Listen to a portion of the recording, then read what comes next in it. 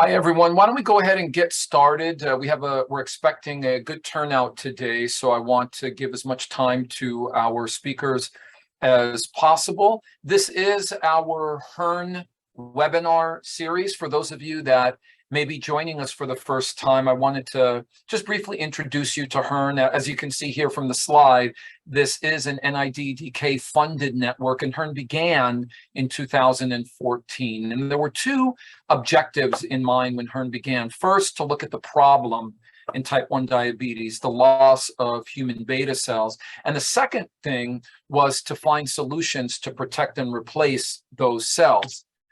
Now, the way HERN decided, or the way NIH, I should say, decided to do this was to create a modular network of different consortiums, and each has a different theme, and you can see those themes there. And if you've joined us in the past, you know this is a large international effort spanning several institutions. But what you may not know is that there's an opportunity now to join HERN if you want to be a part of this network.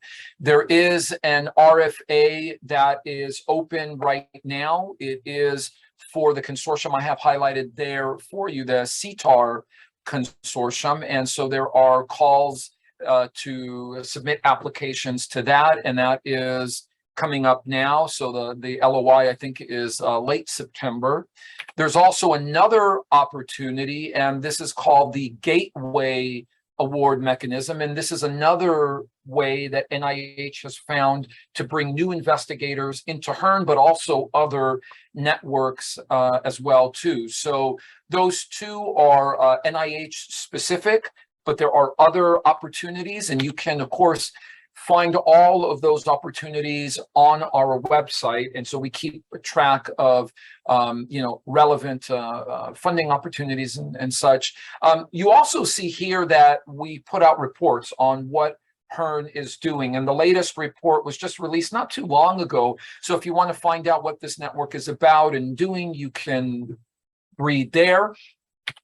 Also, something else I'll highlight for you, but won't spend too much time on today, is we are cataloging and making available the different products that come out of HERN, whether those are antibodies, protocols, data sets, mice, whatever those things may be. We are making those things available through our website. And here I've highlighted for you how you can get to that.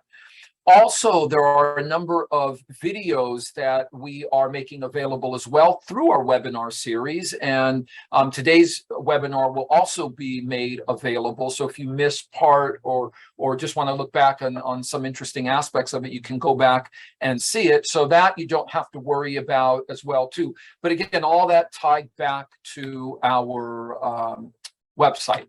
So the topics that we're going to talk about today is there's some pretty exciting topics, and we have two good speakers to address those topics. I won't cover those for you here, but I will remind you, if you can please just again mute your audio, turn off your cameras during the presentation, and I'd encourage you to wait until the end of the talk, so that way we can get all the questions there. You can unmute yourself. I'll call on you. You can put your questions in the chat if you want. Hopefully we'll have a good amount of time so that we can engage with the speakers and learn something new.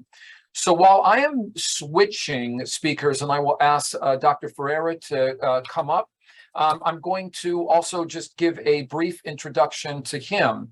Dr. Ferreira got his degree in biochemistry from the University of Coimbra in Portugal, and then he went on to also get a PhD in biochemistry from Harvard University. He then went to the opposite coast and did a postdoc at UCSF in the Bluestone Lab, and is now currently an assistant professor of microbiology and immunology at the Medical University of South Carolina.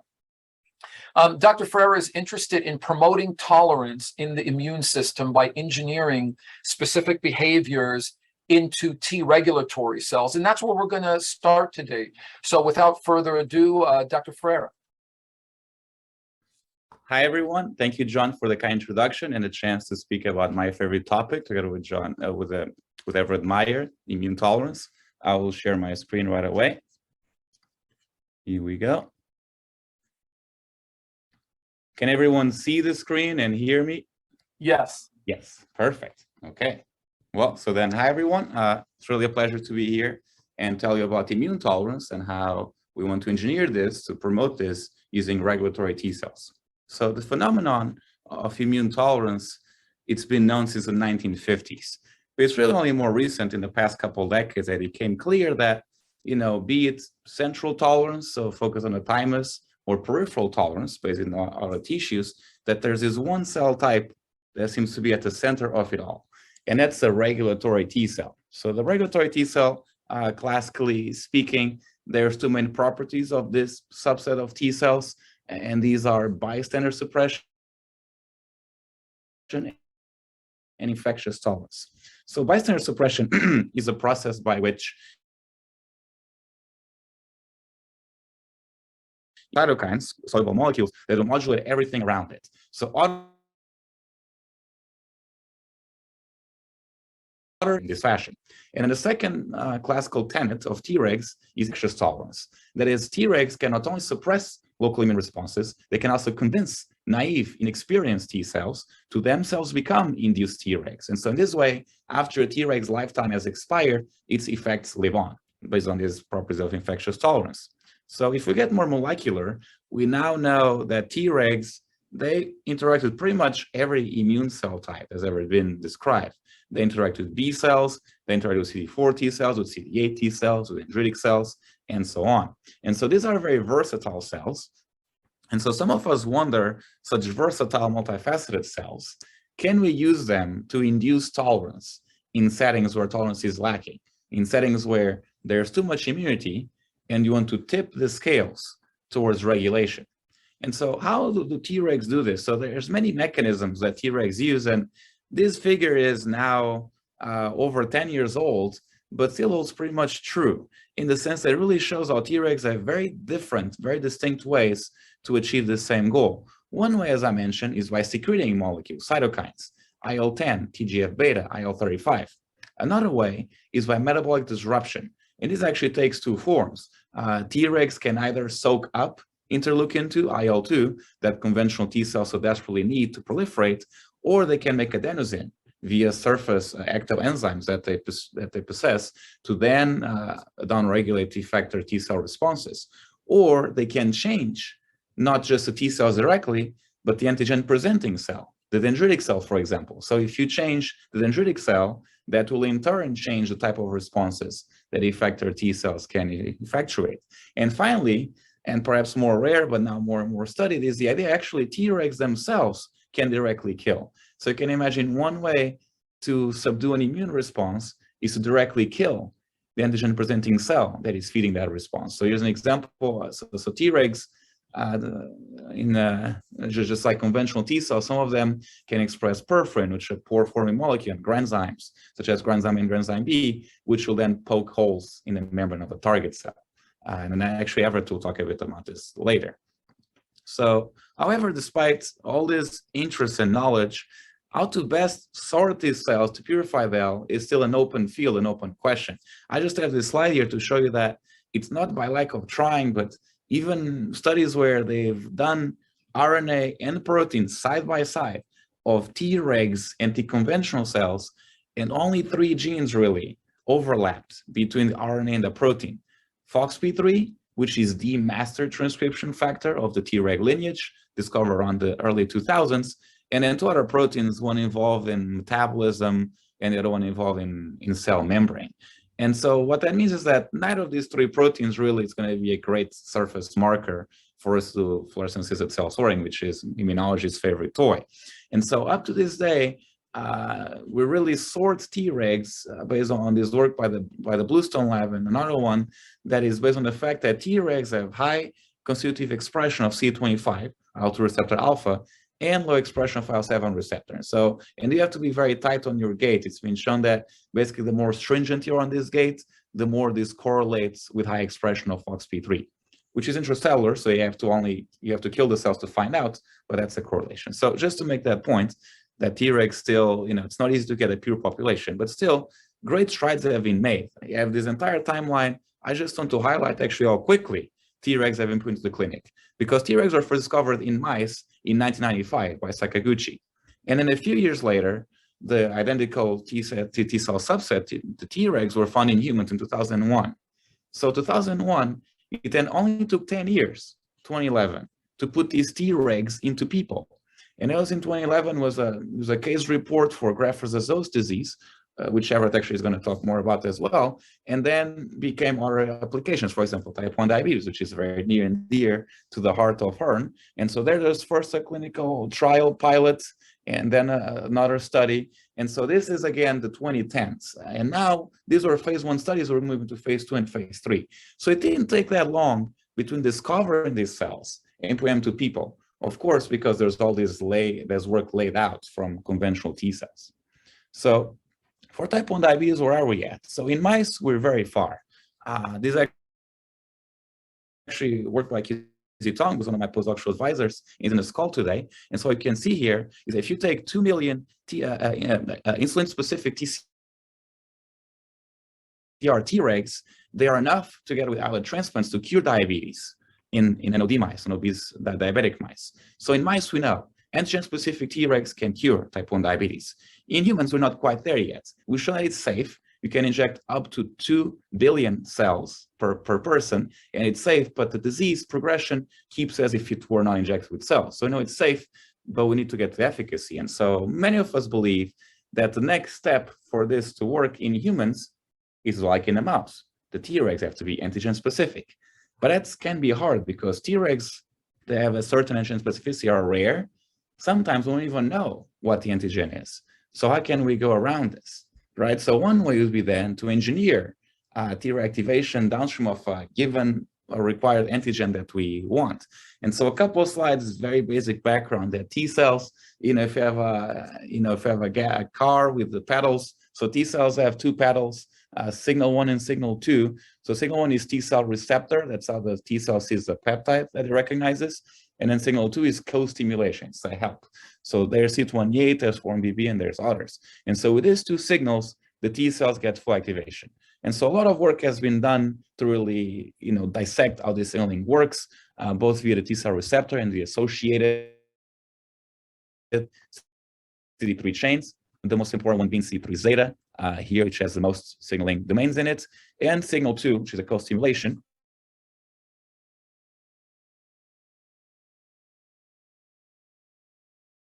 With our C20 T cell or the Treg gets fully activated.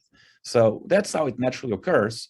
Can we kind of short circuit this? Can we take this complex array of signaling molecules, the T cell receptor, the co-stimulation? I didn't even mention there's also what's called signal 3, which is cytokines. For example, IL-2 itself is an autocrine signal. And Treg, especially because they don't make their own IL-2, they depend on IL-2 from conventional T cells to survive. And so can we conflate all of this signaling into one single receptor? And the answer is we can. And that's called the chimeric antigen receptor, or CAR for short. So the CAR is an antibody-derived recognition domain, an SCFV, single chain fragment variable, and then it's got a signaling domain that is derived from a co-stimulatory domain, most usually CD28, and then a CD3 zeta. So this way, in one single polypeptide, one single protein, you have recognition, you have signal 1, and you have signal 2. And so this way you can redirect T cells and Tregs anywhere you want. And so when they see the antigen, they'll get directly activated and directly spring into action. So what does this look like, a CAR Treg? So I kind of asked these AI systems and they weren't able to give me a very good answer. So I'll use a schematic instead. So a CAR Treg, the idea is you take your polyclonal Treg, so bag of specificities, and the cells that's before, either there's not enough of them with the right specificity. Let's say you care about the purple T cell receptor. Only very few of your Tregs by chance have the purple T cell receptor that you care about. So it's not going to work. Or you happen to have, let's say it's a transplant setting, you have donor antigen-presenting cell material.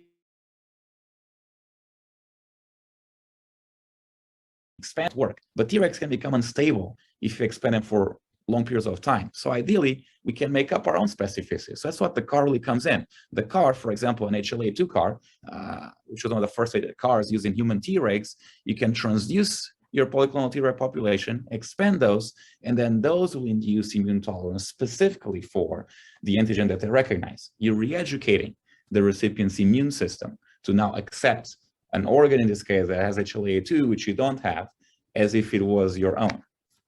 So this is the vision, the schematic. And so how can we take this for type 1 diabetes? So type 1 diabetes, there's also rejection. Instead of being allo rejection, allo meaning other, it's autoreactive T cells, right? So in type 1 diabetes patients, they have autoreactive T cells. They're destroying the pancreas. And so by doing so, the pancreas now cannot produce enough insulin and the islets get destroyed. And so that means there's more glucose in the blood and all the complications. You can lose limbs, you can go blind, you can faint at random times. So it's a very complicated disease, but it's now become manageable. But still, many parents lose many nights of sleep because their children have type 1 diabetes. So can we use regulatory T cells and ideally engineered antigen-specific regulatory T cells to help with this disease? Can we have CAR Tregs that go in like tiny firefighters and they're put off the autoaggressive T cells to stop this disease, so then glucose control can come up again? So the setting where T1D is treated right now, or one way in which there's a functional cure, is islet transplant. So you take either a pancreas or islets from someone else and put in yourself. And so the way it's done right now is actually to take the islets, so that's the endocrine portion of the pancreas, one that we care about, that makes insulin, as well as glucagon and other things, and then actually can inject them via the portal vein. There's quite some cell loss with this portal vein injection due to ischemic perfusion, but it works. And so the good thing also is that islets, as long as they're in a highly vascularized site, they work pretty well, it seems, from patient data. And so that means that then we have this model that we can help, right? Can we extend the variety of islets that a T1D patient can accept? So this would be a job for CAR Tregs, right? To re-educate the recipient's immune system to accept islets from anyone. So we can take the model where the islets would have HLA-A2 in them. And so how do we do that? So then we take our CAR, and this was worked on at UCSF with QZ Tong and Jeff Bluestone and Yannick Mueller, who is now in Switzerland, and Yannick Skartis is also in this call, who is now at Mayo Clinic. And so it's really a big team effort. And so what we're able to do was to actually reprogram Treg specificity. So not just add on, not just add lentivirus, retrovirus, but actually use a CRISPR-Cas9 that knock in to take an HLA-A2 recognizing CAR, chimeric antigen receptor, and then knock it in the endogenous TCR locus. This way, all the regulatory elements that a Treg usually uses to turn on its T-cell receptor, it's now going to use those to express the CAR. So the CAR will be expressed exactly when needed. You'll be expressed exactly at the right levels. And so by doing this, we then show that this CAR Tregs are edited to high efficiency. So you see that the TCR based on CD3 sort of expression disappears, and there's a MIG tag over there marking sort of expression of the CAR. You see that's your cells of interest, so TCR minus CAR plus. These cells, of course, they will be HLA-A2 negative, otherwise they'll start interacting with each other, and they remain Tregs. So I've mentioned FOXP3 as really the gold standard for Treg identity. Another one is Helios. And actually work from the Tong Lab and others have shown that FOXP3 Helios double expression is the best marker at the protein level for stable Tregs. It correlates really well with stability at the epigenetic level at the FOXP3 locus. And so it's here that these A2 CAR Tregs remain Tregs, so their phenotype, their identity is not affected, and they still get activated by a target. So C71 is a transferrin receptor activation marker. You see a shift to the right in this histogram, meaning that in the presence of HLA-A2, these CAR Tregs are activated. So that's step one. We can put the CAR in the TCR locus, and these CAR Tregs remain Tregs, and they respond to the HLA-A2 antigen. We also went to great lengths to show that the HLA-A2 CAR does not bind to HLA-A3 or A25 or any other one. So it's pretty specific anti-HLA-A2 CAR. And so then I'll show you a couple in vivo experiments that we did. So one of them was graft-versus disease, xenogenic, right? So you can take human white blood cells, PBMC, peripheral blood mononuclear cell, and you can take those from either an HLA-A2 positive or an HLA-A2 negative donor, right? So that's each row, HLA-A2 negative PBMC, HLA-A2 positive PBMC. Then we put them into two different groups of mice.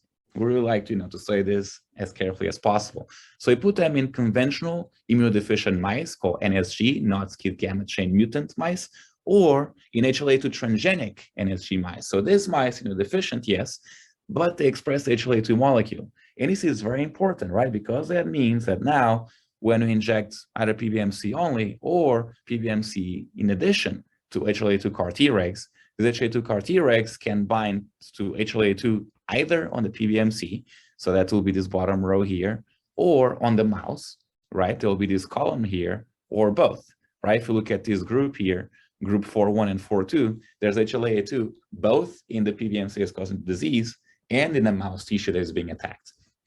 So what we see when you conflate these conditions, in each condition you see there's an improved survival of the mice and also less weight loss. I don't show here, but it's about the 50%. So if you see after a month and a half, roughly, you see that all the mice that received PBMC alone have perished, whereas the mice that received HLA-2 CAR Tregs in the presence of HLA-2, either in the PBMC or the mouse host or both, there's this significant increase in survival. So there's room for improvement, right? This green line is not happy at 100%, but still it's almost 50%. So that tells us that A2 CAR Tregs work and work specifically when there's HLA-2. Now here we felt brave and did some flow cytometry of the mouse blood. And so you see how really the CAR Tregs are suppressing conventional T cells. So human CD4, human CD8, you see in the presence of CAR Tregs, you see much fewer events on either of those gates. And if you take the example, right, this group 4.2, right, where the mouse is HLA-2 positive and the PBMC is HLA-2 positive, so the Treg is HLA-2 negative, right? So you can actually gate out. If you gate on HLA-2 negative cells, so the injected Tregs, they remain Tregs. You see FOXP3 staining there. These are not that many events, but you see the trend is there. So that gives us confidence that Tregs remain Tregs even when injected in vivo after weeks.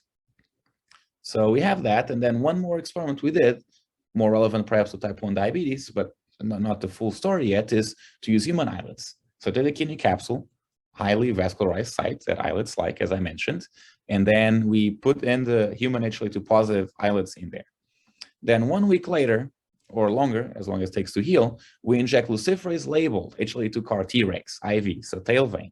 And what you see very nicely is that if you inject the HLA-2 CAR Tregs, they localize to the islet transplant. So they go first to spleen, that's on the left side of the mouse, and then they migrate to the right flank, to the right kidney capsule where islets were transplanted.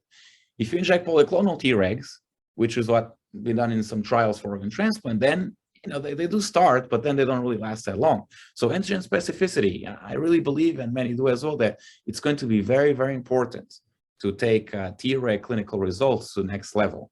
If it's in this case that there's a tissue that is specifically wanted to be protected, right? It's a specific anatomical location, because antigen specificity will be what drives the Tregs to go there and staying there. So now, of course, the next step you see, of course, if these Tregs would prevent immune attack against these islets.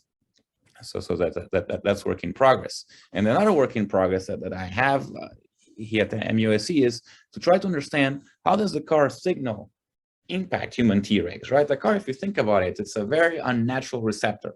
It's all in the same protein. And, us and others, we've seen some things about CAR Tregs that don't look quite like conventionally activated T cells.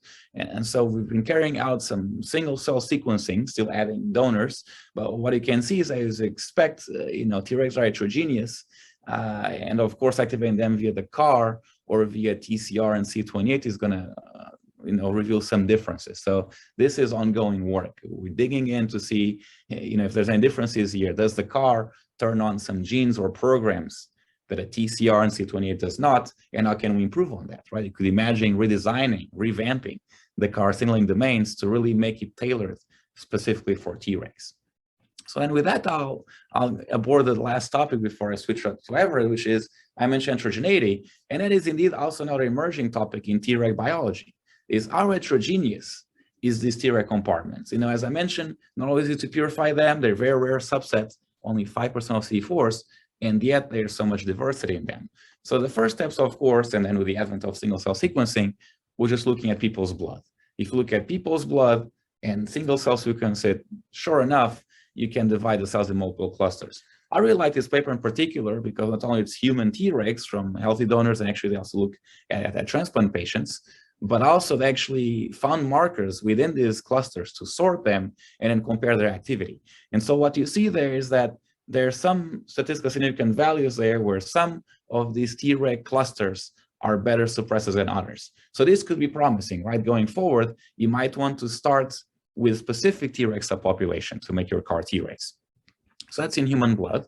The other aspect as well is that Tregs, maybe they became jealous of their conventional counterparts, whereas conventional T cells can be T helper 1, T helper 2, 9, 17, 22, and the list keeps growing. So it turns out Tregs can also be T helper-like. They kind of adopt some of these genes and transcription factors from these T helper subsets. And so that's another emerging topic. And you see an example here where you have Th2-like Tregs, Th17-like Tregs. And so what's hypothesized is that these Tregs, they co-express or they express the same chemokine receptors and even some effector molecules as these T helper counterparts. And that might help them seeing face-to-face. So it might be that Th1-like Tregs are better at suppressing Th1 cells because they go to the same place and they even speak some of the same language. And speaking of the same language, it doesn't just stop at the helper subsets. Also, each tissue has its own flavor of Treg. I think my favorite paper on this so far has really been the fat Treg. So in the fat tissue, Tregs migrate there, and then they actually start preferring IL-33 to IL-2, number one. And then number two, so you see them, the FOXP3 staining there in the fat cells, they actually start expressing PPR gamma.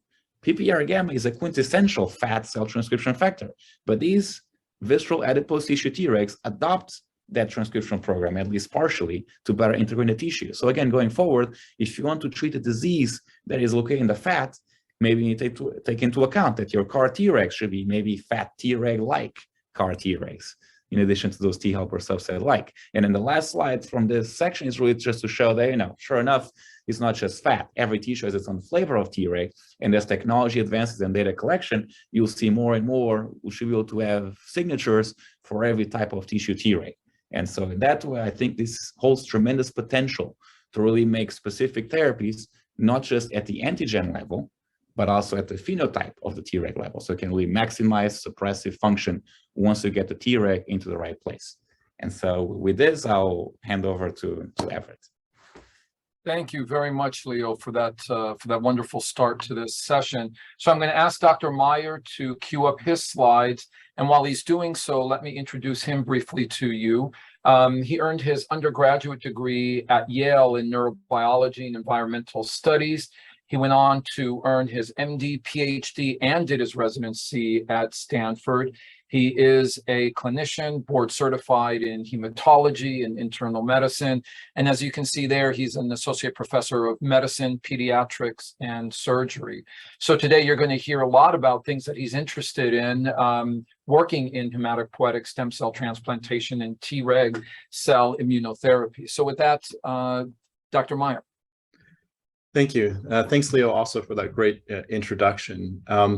So I've been asked to talk a little bit about some of the risks and clinical translation of CAR Tregs. And in general, CAR Tregs are very promising in preclinical studies. There aren't many studies compared to conventional CAR Ts against cancer, but what has been produced, as Leo has shown, is very promising. The advantages of CAR Tregs is they increased effector function, especially localized activation and generation of strong tolerogenic signals that can help institute immune tolerance. The challenges, though, are there's the potential for phenotypic instability, the potential for cytotoxicity, particularly if you're targeting, say, an islet, and unknowns of chronic targeting over time, because if you have more stably integrated CAR Tregs, we don't know much about what would happen over weeks, months, or years. In addition, there is heterogeneity in the kind of CAR Treg strategies that are being used, and these two are the two major constructs used in clinical treatment of cancer patients, now thousands of patients treated. So there's also heterogeneity in risk depending on what your internal stimulatory domains may be. For the most part, the CAR Treg literature focuses around CD28 and CD3 zeta, although there are many other strategies that could be pursued. These are conventional T cells that have been CAR targeted after bone marrow transplant, just to show you the incredible power of localization. And these T cells were transiently expressed the CAR receptors, yet they remain having persistent differences in how they localize over days to weeks to months. Here, these T cells were targeted to MADCAM versus STF1 alpha, which is actually a secreted factor produced predominantly in the spleen, the liver, and the bone marrow in the resting state. So we found a number of years ago that transient CAR-Treg targeting could be very effective in helping to prevent islet allograft loss in preclinical murine models.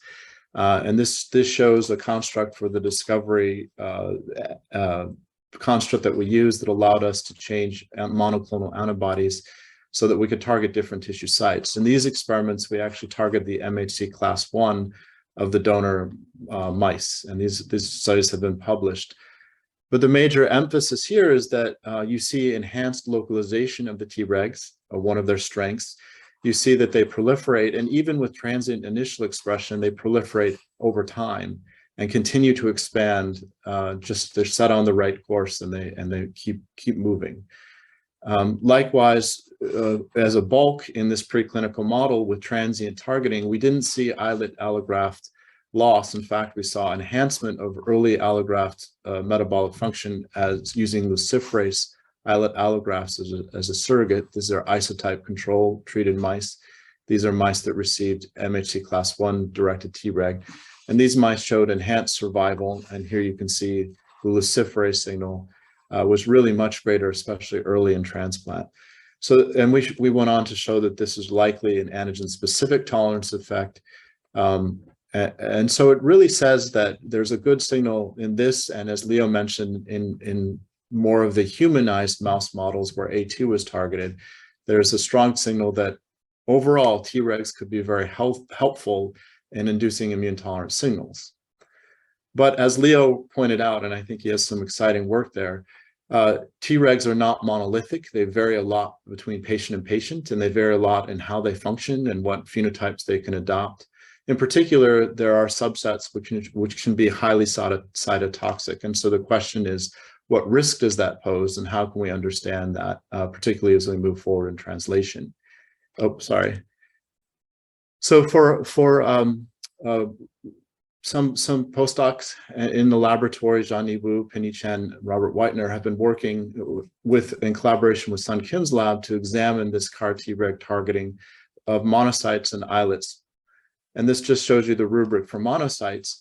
We used pretty traditionally expanded human T regulatory cells with CD3, CD28 bead stimulation, and IL-2 over 2 stimulations. So this is pretty standard in what has been put forward in most Treg expansion protocols that are clinically translated. And you can see the CAR-Treg targeting monocytes through the scFv.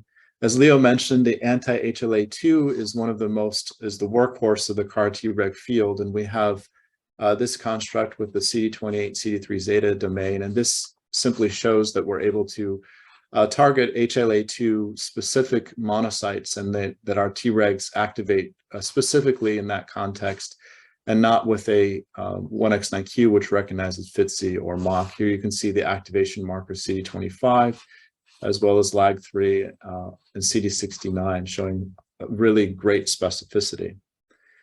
So when we target human monocytes, not unsurprisingly, you can sometimes see cytotoxicity. So this just shows you our gating for human monocytes, and these are just putting them together in co-culture. And the A2 CAR construct is expressed from RNA forward, so it's transient expression over 3 days. It's not stable integration in these very simple initial studies. And we assess phenotypic aspects of the Tregs, including importantly, and monocytes, including importantly the apoptosis within the monocytes using annexin 5 and 7 AAD, looking at those that are live, experiencing early apoptosis, late apoptosis, and cell death. And here you can see a number of different cell cultures in which we mix these cells together. Some receiving monocytes alone, some receiving MOC transduced Tregs, irrelevant transduced Tregs, the HLA2 specific CAR, and then a CAR directed against an activation marker in monocytes. And you can see that there are some monocytes which experience cytotoxic killing, and also with T1D Tregs as well. And so interestingly, I apologize, interestingly, it appears a kind of a bimodal distribution. And this goes to what Leo was saying about not every Treg is the same, and not every Treg culture is the same. And over these initial experiments, we're seeing two general patterns of cytotoxic risk against monocytes. This can be good because getting rid of activated inflamed monocytes is not bad. But also, even in aggregate, even those cell cultures where cytotoxicity occurs, and more so perhaps in those where it doesn't occur, we see polarization of the monocytes towards more tolerogenic phenotypes with increased expression of PD-L1, increased phenotypic differentiation to M2 type monocytes or more regulatory monocytes, and decrease in more inflammatory M1 monocytes. So it shows the power of these cells. So what about Tregs and islets? So here we just do a very simple experiment where we transduce our Treg with HLA CAR construct. We put them in with islets and co-culture and disassociate, and then look and see what happens to the islets with just co-culture of Tregs, particularly CAR Tregs. Now, when you mix in Tregs with islets, nothing happens in terms of cytotoxicity. They look, in fact, generally happier by other measures of, say, reoxidation species. But with CAR Tregs, we wanted to look at, again, gating on the human islets in collaboration with Sun Kim's lab and Robert Whitener and Johnny Wu in particular. And then we wanted to look at the Annexin 5 and 7-AAD, again, looking at cytotoxic potential. And this shows you the kind of aggregate results. This is alive or healthy early apoptosis in orange, late apoptosis in red. And you can see that in general, there appears to be a shift, even with healthy donors, towards a little bit more apoptosis. And particularly, although it's preliminary and we have less samples, it may be more enhanced when you use Tregs from individuals with T1D, where there's known to be defects in some patients. And if you look at the islet co-culture, you can see a similar effect in the percent of alive beta cells. And this just shows you the delta between the MOC and the HLA-2 directed. And there are some differences. In particular, you may see that bimodal approach, or bimodal phenomenon appearing again, where perhaps some cell cultures or donors put you at more risk for more cytotoxicity. To my knowledge, this is one of the first evidence of direct cytotoxicity against a tissue target.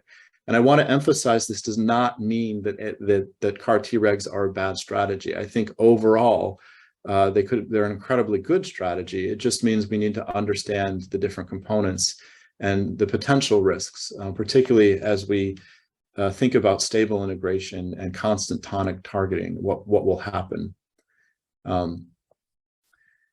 So I'm going fast, but Tregs in clinical translation have been is an exciting area, and it's been pioneered really in type 1 diabetes and to a great extent in bone marrow transplant. And there are some wonderful reviews. Leo showed his review, but there are some other wonderful reviews looking at particularly CAR Tregs and the potential for genetic modified Tregs that I would point you to. One of the reviews outlines the ongoing and recruited trials in T regulatory cells, and making the point that most interventions tend to target T regulatory cells by using medicines or approaches to stimulate them, such as IL-2 or other related factors. There are polyspecific and antigen-specific Tregs, which are pursued in clinical trials. And more recently, there are 2 clinical trials looking at HLA-directed CAR Tregs, one of which I believe is underway and has treated a patient. So this is a nice reference to show you the clinical trials. In T1D, there have been 2 very hallmark trials that Leo mentioned, showed Dr. Quizzy Tong's earlier work, but this is the clinical trial report. And then also a group in Poland where ex vivo expanded T regulatory cells were used to treat individuals with type 1 diabetes. As Leo mentioned, these trials showed that T regulatory cells were very, very safe. And there was some suggestion of potential signal when you look at subgroup analysis at C-peptide. But overall, it shows that this platform, A, you can make the cells, B, they're safe. So this is very exciting in terms of not only T1D, but many other fields, because it was a very important proof of concept within a lot of work. We study T regulatory cells in the bone marrow transplant setting with Robert Negrin and others who've really established the importance of these cells in bone marrow transplant.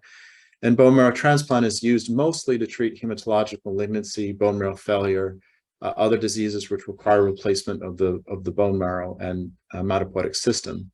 We also use it in the context of combined solid organ transplantation to induce immune tolerance, and their Tregs are known to play an important role that we're testing, hopefully in collaboration with UCSF soon.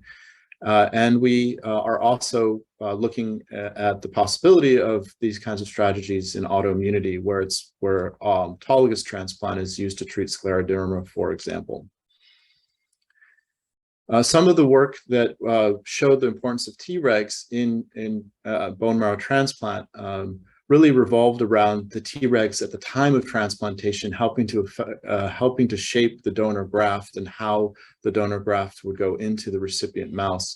In particular, in preventing rapid and aggressive expansion of the T cells, which led to acute graft versus host disease, which is when the T cells of the donor attack and kill the tissue, and particularly the gut of the recipient.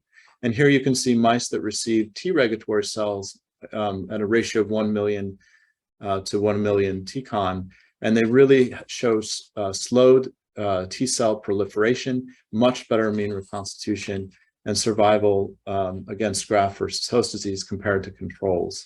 So this was clinically translated over a long period of time, with the trial started in 2011 that continued to 2022.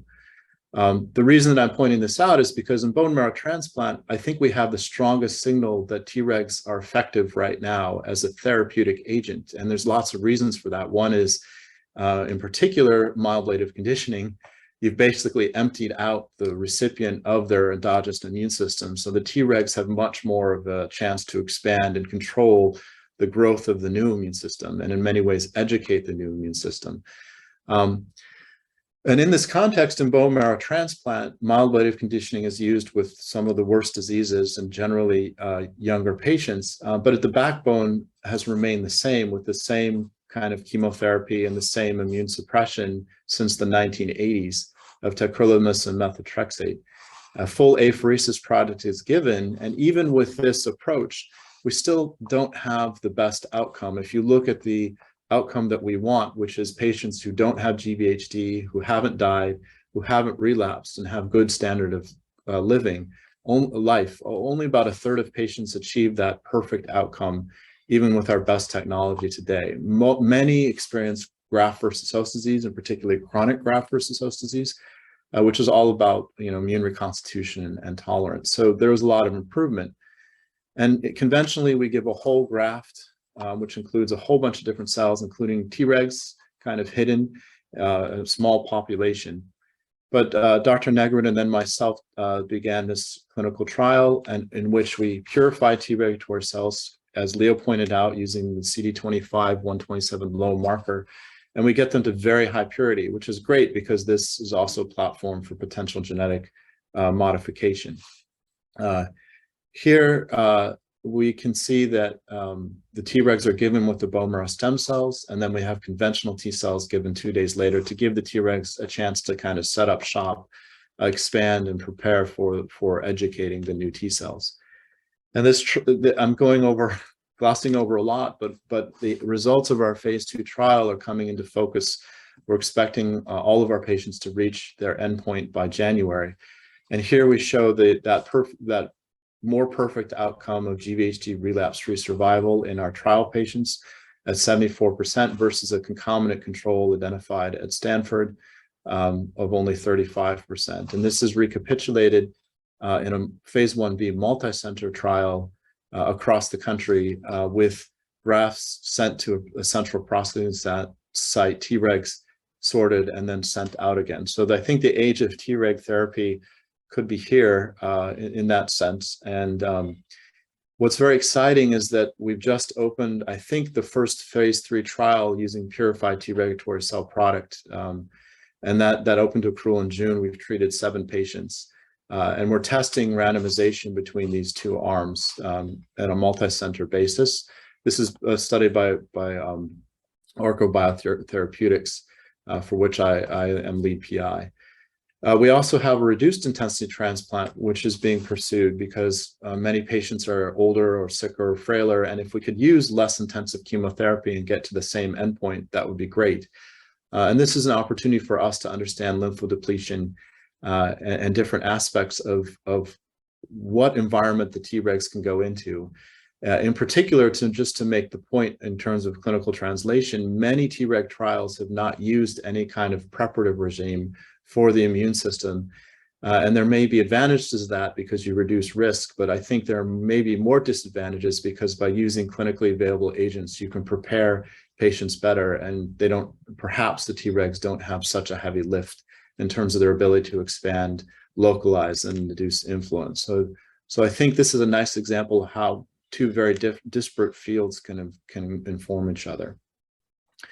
So clinical translation of CAR Tregs, it's amazing. So CAR T cells really started in academia and translated fairly rapidly to industry. It's pretty astounding how quickly it happened and how many patients are now being effectively treated. I think for CAR Tregs, most of the leading trials are being done in industry. And so it's kind of the opposite effect, which is good because you have a major driver, but it's also a little bit difficult for us academics because I think we know a lot less about the biology of CAR Tregs than perhaps people knew about CAR T cells. But there are exciting trials. I mentioned the 2 trials earlier in the clinical trial report, one by Quell Therapeutics, one by Sangamo. The first uses A2-directed Tregs to prevent liver rejection. The second uses A2-directed CAR Tregs to treat kidney rejection. So both of these are transplant areas of need, and I think we're all very interested to see the results. And then, of course, there are other companies such as Sonoma who are moving into CAR Tregs in the very near future with some very interesting strategies that we hope all of this could eventually be applied to new onset type 1 diabetes or islet transplantation as a potentially non-toxic and highly effective modality. So one thing about clinical translation of CAR Tregs or these kinds of cell therapies, so if you look at academia, most of the cell therapy trials and these involve a huge amount of infrastructure. I put the Kennedy Space Center as an example of infrastructure. If you don't have a space center, you can't launch rockets. And I think that right now it's a landscape where these exciting Treg trials are kind of fitting in the outskirts of the cancer infrastructure. And there really is a need to develop the academic teams that can really focus on these patients, look for strange unknown phenomenon. Hopefully they won't occur, but really have to be able to survey it. And in this field, there are the endpoint safety measures, reporting, standardization. They're all not really at this point, very clear. And it makes sense because it's a new field, but it's also important for, I think, us as leaders to think about this, particularly as we move towards islet indications. So that's one reason why Stanford has invested some effort in creating a Stanford Cellular Immune Tolerance program where we can kind of focus on pulling this infrastructure to these high profile, very interesting trials that are helping patients, eventually, hopefully those with type 1 diabetes. So I think Leo's slide is next. Leo, I don't know if you want to thank your lab members. Oh yeah, thank you. I sneaked it in. Yeah, I'd like to thank my lab at MUSC. So it's our picture there. It's a mix of graduate students and undergraduates, and then some funding sources. So from HERN itself, I should disclose, but also from others, and also great collaborations in Colorado and MUSC, and then UCSF, of course. So Dr. Tong, Dr. Bluestone, some of the work was in their lab, and they've been really great mentors in this Treg world. That's wonderful. Thank you, Dr. Ferreira and Meyer, for that talk and giving us a great overview of what's ahead. I see many dear colleagues in the audience. I'm sure there are questions for the speakers. Go ahead and unmute yourself or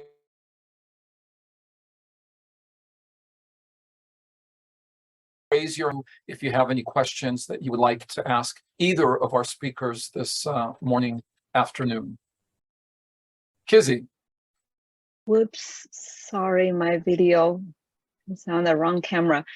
Thank you so much for your talks, and it's wonderful to see that, Leo, your lab is growing so big. It's great, and then the new data. I have a question for both of you, is that this risk of CAR Tregs killing the target. And Leo, you mentioned heterogeneity of Tregs. And I guess my question is, do we know the type of Treg that kill? Can we weed them out before we manufacture the cells? And then also, Everett, when you see the killing, you see the bimodal effect. Do you know whether that correlates with purity of the product? I can go first and quickly. So as you know, I think there's heterogeneity not just in the cells, but also the patients, right? So sometimes we see these things, sometimes we don't. I think the sorting protocols are imperfect. We try to be as stringent as possible. Some people, in addition to these markers, you see 45RA.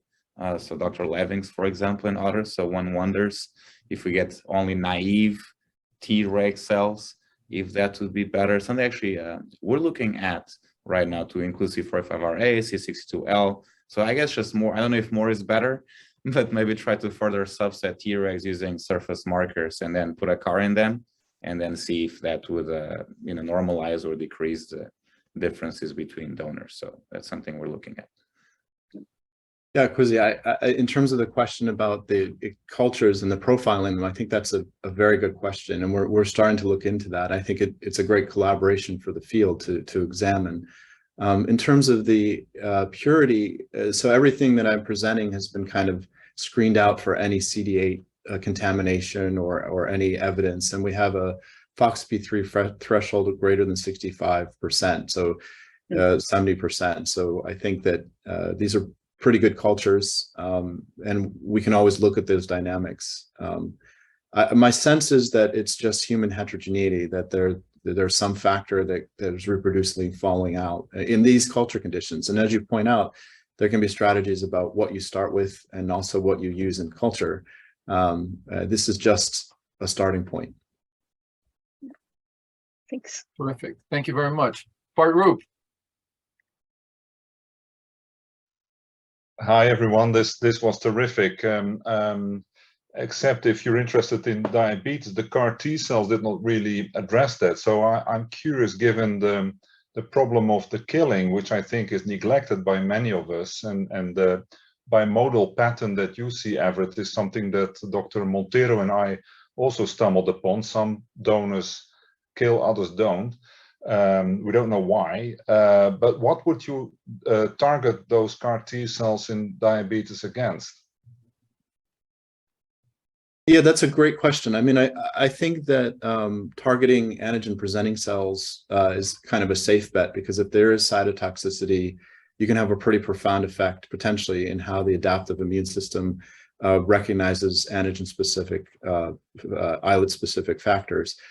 In terms of islet targeting itself, the truth is that A2 is not really portable to new onset or even transplantation. It's a minority marker. So I think we have a lot of work cut out for us. I don't think it at all means that the field is, not a good field. I just think it means we need a lot more education and work in terms of translation. It could be that we may need to look at dual targeting or certain thresholds as well to get specific to islets. I hope that answers your question as best possible. It almost does, Everett. I'm just, the one thing I'm wondering though, if they're killed, don't target the islets. I was just going to quickly add, so actually the first engineered Treg by Zeligesher, they target not the tissue or the APC, but the T cells themselves, the aggressive T cells. by having an MBP peptide on the surface. So I think that the CAR T cell field really, exploded. And so I took a page from that book. Okay, if CAR T cells target tissue, so must CAR Tregs. But I think CAR Tregs actually are more versatile, and you can target the APC cell or the T cell. And so adding to Everett's, maybe target the APC, but then I don't know how to make the APC tissue specific. Is there a signature for an islet specific antigen presenting cell? And if not, at least the diabetogenic T cell, the signature being a TCR itself, maybe.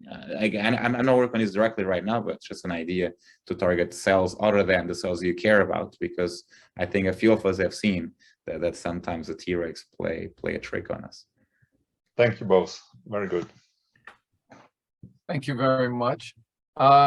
Any other questions for our speakers today?